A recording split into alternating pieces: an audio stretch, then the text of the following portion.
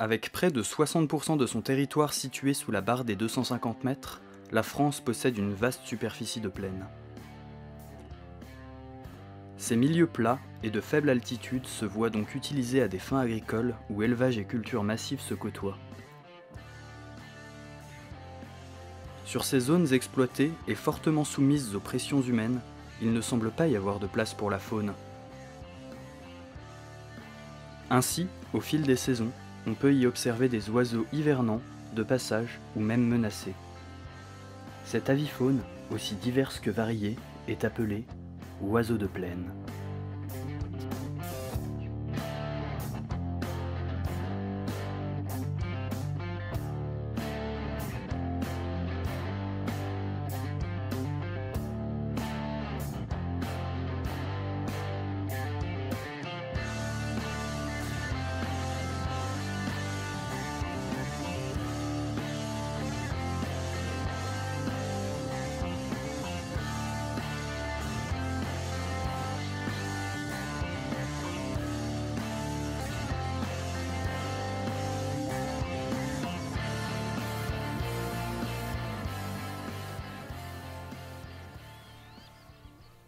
Nous sommes en janvier.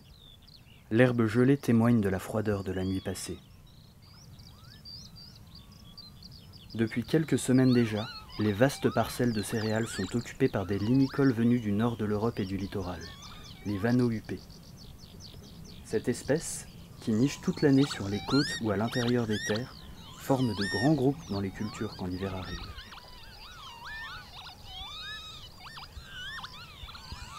Ces populations sont par la suite rejointes par des migrateurs venus de toute l'Europe et même de Russie.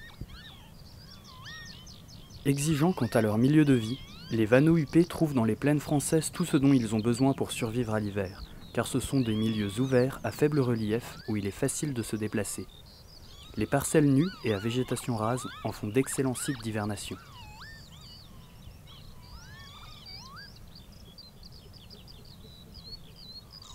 La vie en groupe est une stratégie de survie basée sur la vigilance de chacun.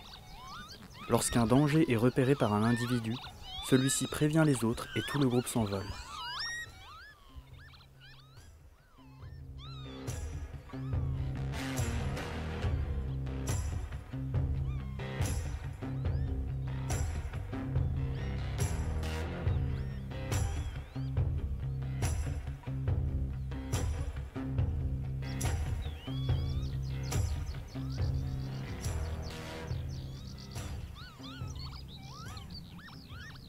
Une fois le calme revenu, les limicoles reprennent leurs activités et passent la journée à se nourrir. Ils reprennent des forces en vue de l'hiver qui n'est pas fini, du voyage retour et de la période de reproduction qui approche.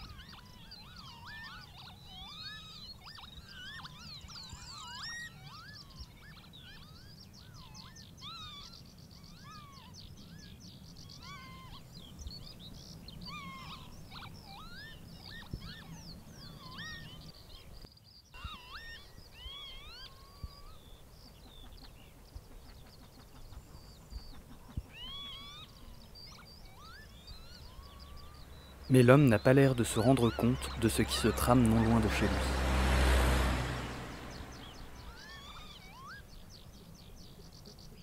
La vie en groupe et toute cette proximité n'est pas du goût de tout le monde, et de brèves tensions se font sentir.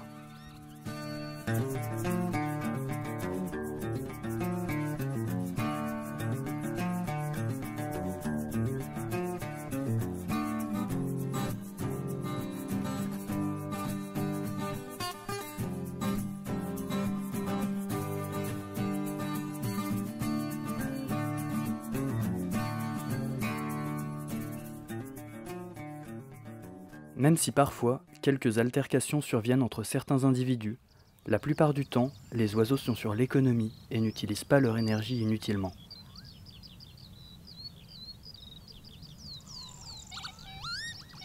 Leur journée défile et est rythmée par la recherche de nourriture et de repos.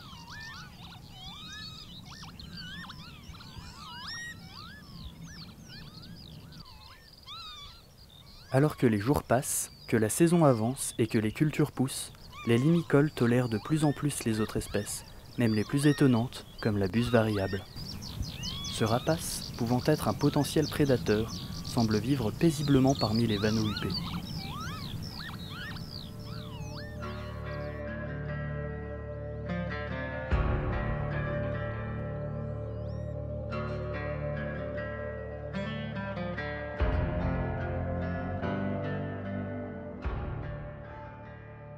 Les grandes parcelles de culture sont aussi le terrain de jeu d'un rapace sédentaire, le faucon cresserelle. Reconnaissable à son vol en Saint-Esprit, il chasse le plus souvent des micro-mammifères. Cette technique de vol est parfaitement adaptée à ce milieu ouvert où les perchoirs sont rares. Elle lui permet d'avoir une vue d'ensemble sur sa zone de chasse, et au moment voulu, l'oiseau se laisse tomber pour fondre sur sa proie.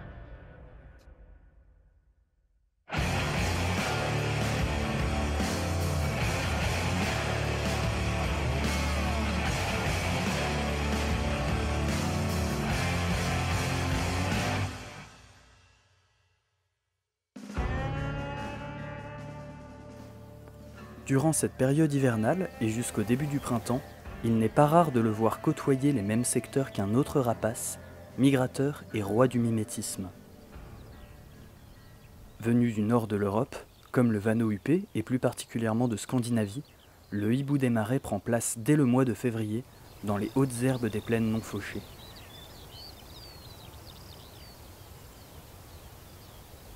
Lors de ces migrations, le hibou des marais n'arrive pas seul. Il forme ce qu'on appelle des dortoirs, une zone de repos où plusieurs individus se réunissent. La formation des dortoirs dépend de facteurs importants, la quantité de proie et la température. Ces facteurs influenceront l'installation de l'espèce et le nombre d'individus présents sur le site.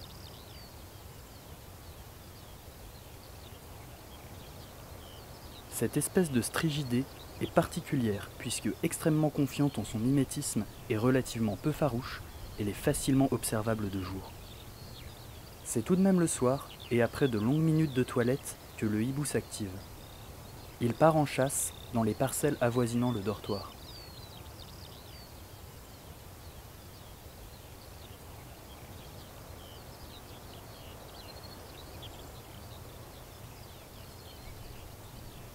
Le vol est aisé, voire planant. Chaque battement d'aile est assuré. Le hibou survole les parcelles à la recherche de proies. Comme le faucon cresserelle, la technique de chasse du hibou, bien que différente dans l'exécution, est parfaitement adaptée à ces vastes milieux, plats et pauvres en végétation. Comme tout rapace nocturne, le vol du hibou des marais est silencieux, ce qui lui permet de parcourir les parcelles à faible altitude. Quand il a repéré un rongeur, il se laisse tomber et l'attaque est fulgurante.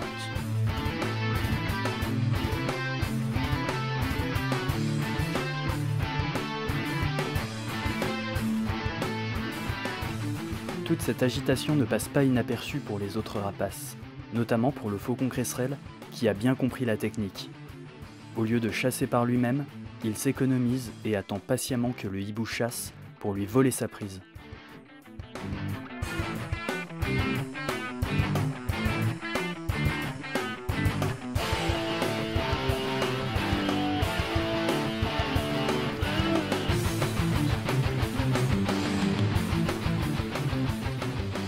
Qui dit proie, dit autre rapace, comme le busard Saint-Martin, avec qui les altercations sont fréquentes.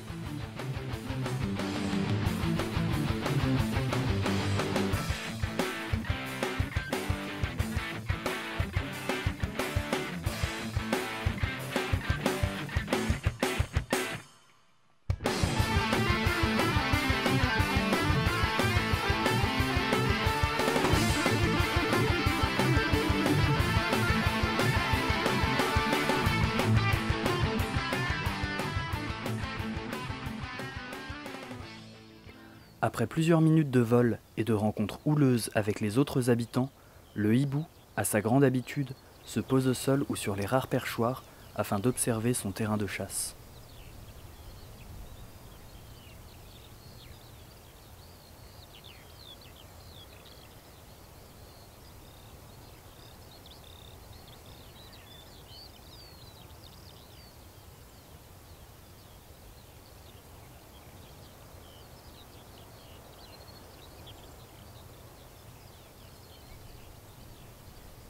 Plus la soirée avance et plus le hibou se retrouve seul sur ses zones de chasse.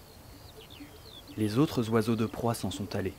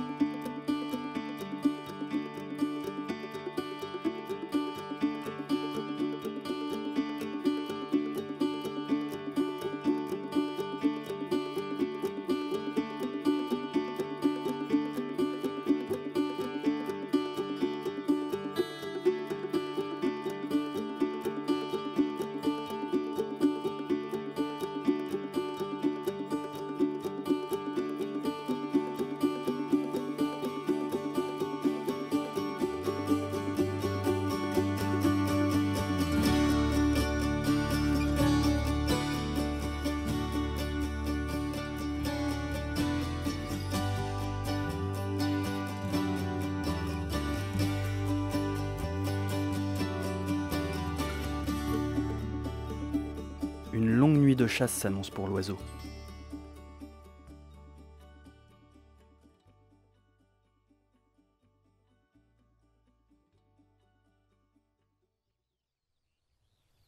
Fin février, début mars, les parcelles commencent à se transformer. Les pousses de blé sont sorties de terre, les premières fleurs éclosent et les premiers courlis cendrés arrivent en plaine.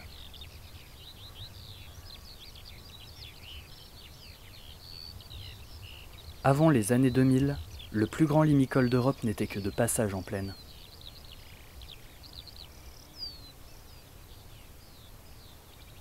À partir de cette période et de la mise en place de nouveaux moyens de gestion des cultures, le courlis cendré a trouvé dans ces milieux un refuge favorable à sa reproduction et à sa nidification. Ce récent comportement reste mal connu. Des hypothèses avancent que l'oiseau viendrait du littoral pour passer l'hiver en plaine, et y retournerait dès que les petits sont en capacité de suivre les parents.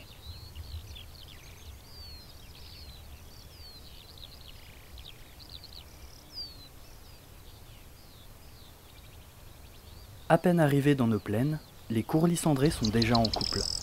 Leur journée consiste donc à parcourir les parcelles pour reconstituer des réserves.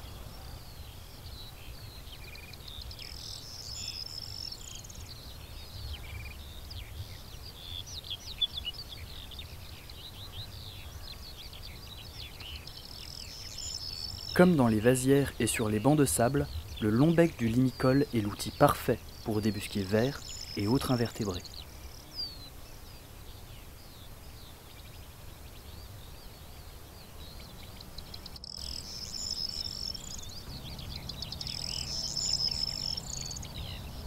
Le mâle profite de ces moments à deux pour courtiser la femelle.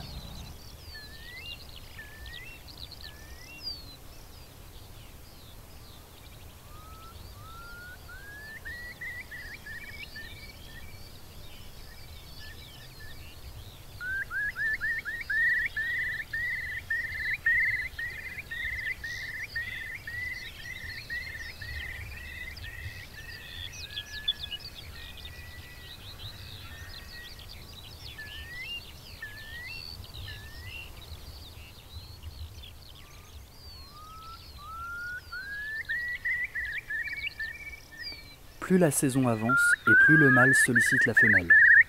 Pour attirer ses faveurs, le mâle entreprend des parades bruyantes constituées de vols sinusoïdaux, appelés vols en feston, et de cris caractéristiques. Fidèle à son partenaire et à son site de nidification, le courlis cendré utilise également ses démonstrations pour signaler sa présence et marquer son territoire.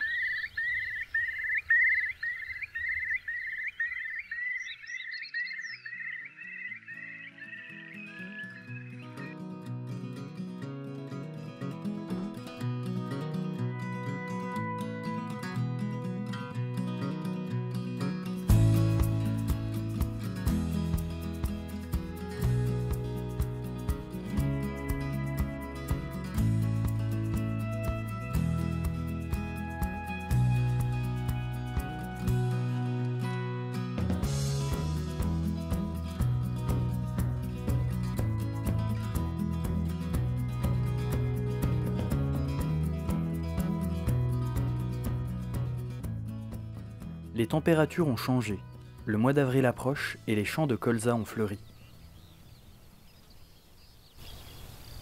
Ces grandes étendues jaunes sont devenues depuis quelques années le terrain de jeu d'une petite espèce de passereau migrateur.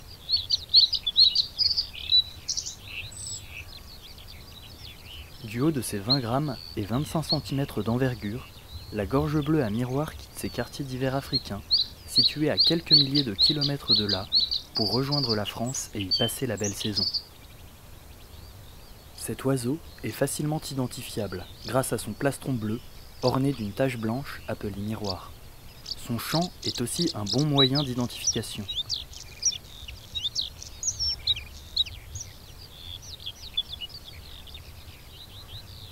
Ce chant est également un indicateur sonore. Il délimite son territoire et est un des moyens d'attirer les femelles.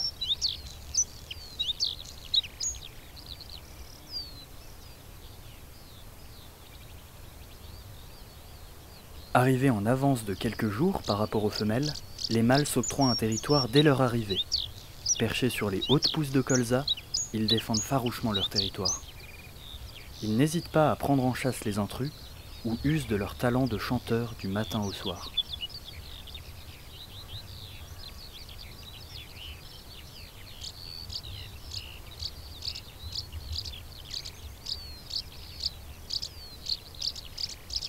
Leurs vocalises peuvent durer plusieurs minutes et être entrecoupées d'imitations d'autres espèces.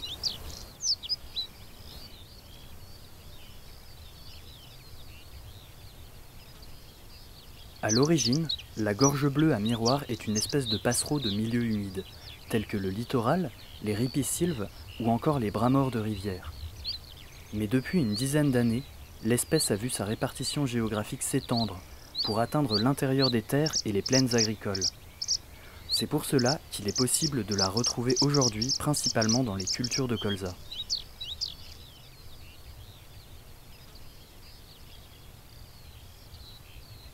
Cet aspect homogène que donnent les champs de colza offre un refuge à d'autres espèces.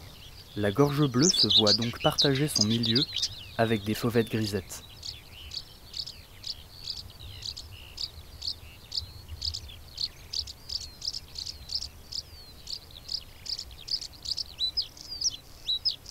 Au fur et à mesure que le temps passe et que le soleil chauffe, le colza change et perd ses fleurs. La gorge bleue, quant à elle, continue de chanter et même de parader.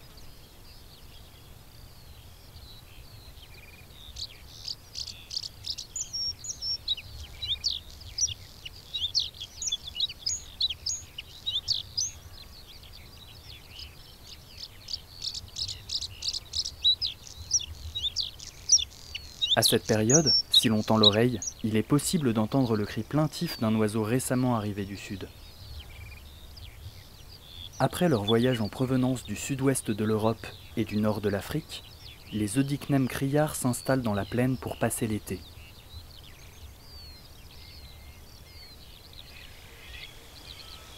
D'ordinaire plutôt discrets, ces oiseaux n'hésitent pas à se faire remarquer quelques semaines après leur arrivée en criant et en montrant tout le panache de leur plumage.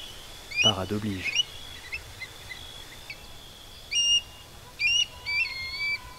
Une fois les couples formés, les oiseaux prennent possession de leur territoire, le plus souvent dans des cultures pierreuses et calcaires. En ces milieux, les Oedicnemes retrouvent les caractéristiques spécifiques à leurs habitats originels, c'est-à-dire secs, chauds et d'aspect stépique. Leur plumage au mimétisme ultra adapté les rend quasiment invisibles quand ils sont tapis au sol, immobiles.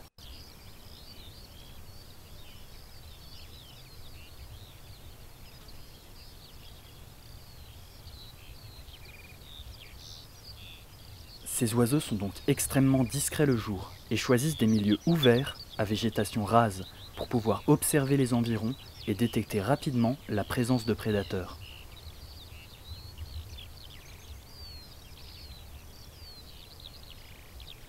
Même si ce limicole affectionne particulièrement les zones sèches et chaudes, il a des mœurs crépusculaires et même nocturnes.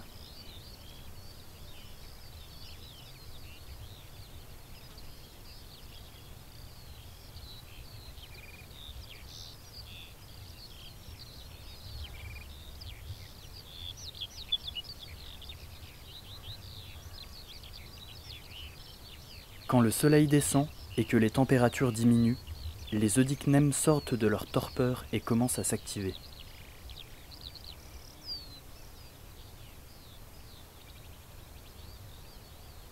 Insectivores, plutôt que de voler, ils utilisent leurs grandes pattes jaunes pour courir après leur proie.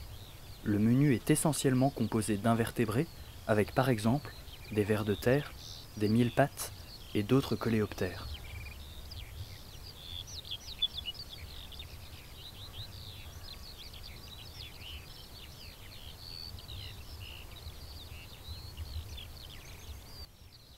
Une fois pondus, les œufs sont couvés par les deux parents qui se relayent entre 25 et 27 jours jusqu'à l'éclosion.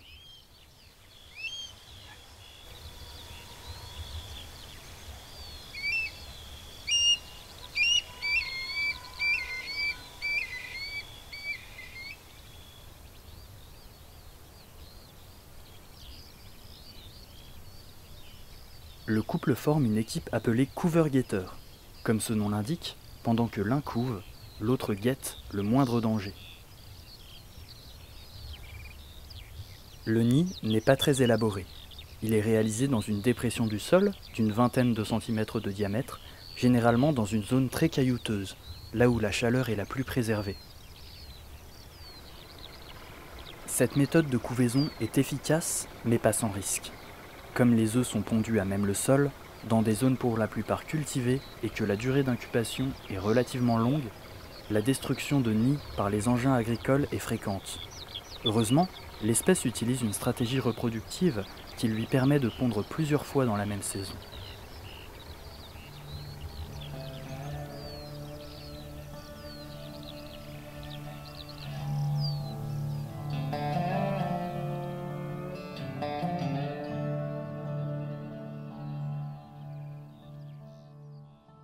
Les plaines ont bien changé. Avec l'arrivée des beaux jours et de la chaleur, les prairies de fauche ont bien poussé, la plupart des fleurs ont éclos et les arbres se sont parés de leur plus beau feuillage. En ce mois de mai, il est fréquent de rencontrer le busard cendré. Les confusions avec le busard Saint-Martin sont faciles, les deux espèces sont de taille semblable, utilisent la même niche écologique, ont le même vol et leur plumage est très similaire. Si anatomiquement les deux espèces se ressemblent, elles diffèrent de par leur comportement. L'une est sédentaire, l'autre migratrice. Le busard cendré a parcouru des milliers de kilomètres pour rallier l'Afrique subsaharienne aux plaines françaises. Il trouvera dans ces milieux des zones de reproduction et de nidification. Paisible, le busard a un vol calme, gracieux et fait penser à celui du hibou des marais. Il parcourt méthodiquement les parcelles à la recherche de rongeurs.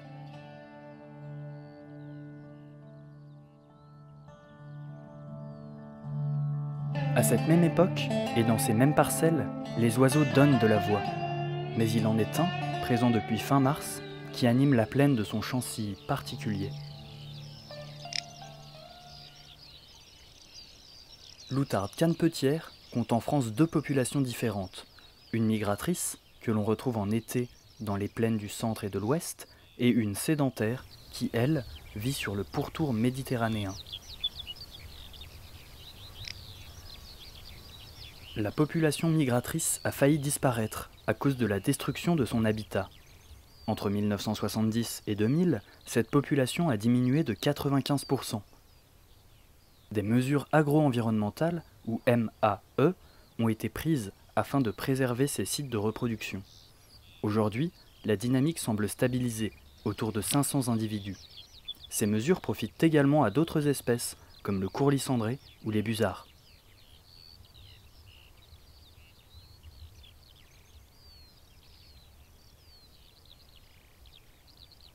Arrivés en groupe du sud de la France et de l'Espagne, les mâles se sont séparés pour s'accaparer un territoire avant l'arrivée des femelles.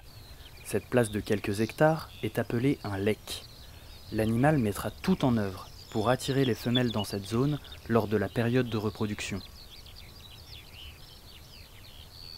En attendant, les mâles parcourent les parcelles à la recherche du meilleur endroit. Celui-ci trouvé, ils entament, pour une période s'étalant d'avril à juin, de longues journées de chant pour marquer leur territoire et séduire ces dames.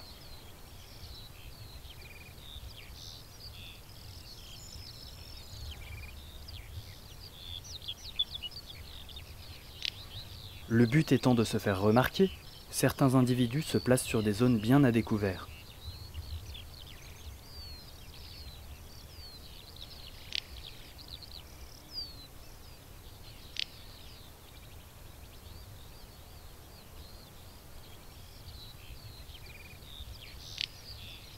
Mais tous n'ont pas opté pour cette technique et se voient donc forcés de chanter encore et encore.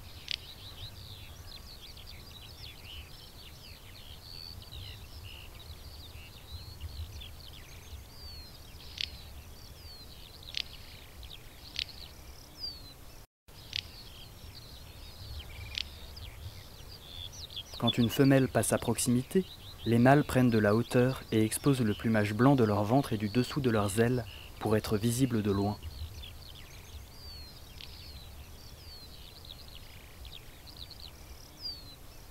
Couplés au sifflement produit par le battement de leurs ailes, ces parades sautées sont extrêmement efficaces et adaptées à ces milieux ouverts où les lecs de chaque mâle sont distants de plusieurs dizaines, voire centaines de mètres.